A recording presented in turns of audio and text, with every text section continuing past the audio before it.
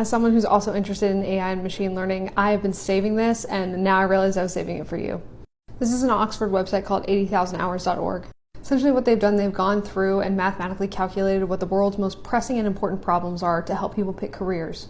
They've even ranked them in order of importance, and the first one is AI safety technical research. If you were to click in and see who's trailblazers at the top of this field, you'll notice that 2 of them do not have PhDs, and the one who's done the greatest amount of trailblazing is this guy, Chris Olah. Chris Olah doesn't even have a college degree. But according to Oxford, he is one of the leading people solving the world's most pressing problem in science and technology. I think this is fun because a lot of people are very sure that you can't be a scientist unless you have a college degree, and that's just patently false. So in short, no, you do not need a degree. You are going to have a hard time digging to find resources because it's a really new field. And there's emerging tech all the time, so you're always going to have to be doing your own research. Starting down a similar path, so good luck. So there's a bunch of things to unpack here. Firstly, do you need a college degree for this kind of thing? No, we hire software engineers who never went to college and they were self-taught, and some of them are the best that I've ever worked with. It's more about, do you have a problem-solving growth mindset? Are you prepared to go out there and learn? And one of the great things about software engineering is you can learn almost anything on the internet, which is not true for something like machining, where almost all of the knowledge is in people's minds stuck in buildings across the world. You need to find a mentor. It definitely helps to have people who've gone before you. It definitely helps to have mentorship.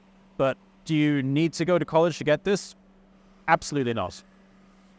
Second thing, 80,000 hours. I love 80,000 hours. I've actually got friends who work there. It's named after the concept that you have 80,000 hours in your career, and you should spend those 80,000 hours as effectively as possible to affect the biggest challenges facing humanity.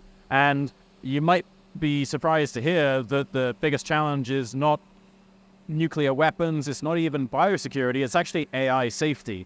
Because if a nuclear war were to kick off tomorrow, then probably quite a lot of the human race do still survive, but in a endless winter state. If a new pandemic were to emerge, then an awful lot of people are going to die. We recently had one, but is it going to wipe out all life on the planet? Probably not.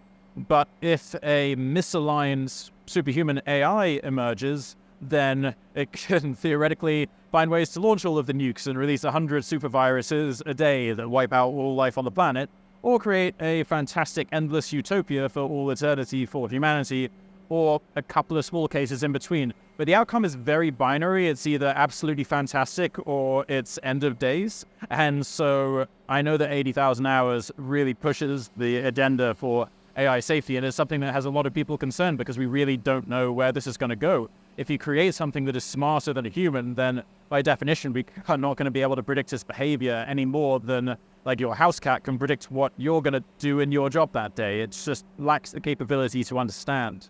So yeah, it's a really, really good place to go into. It's a really effective place to go into. And do you need a college degree to go into that? No, you just need a growth mindset and a willingness to learn and ambition.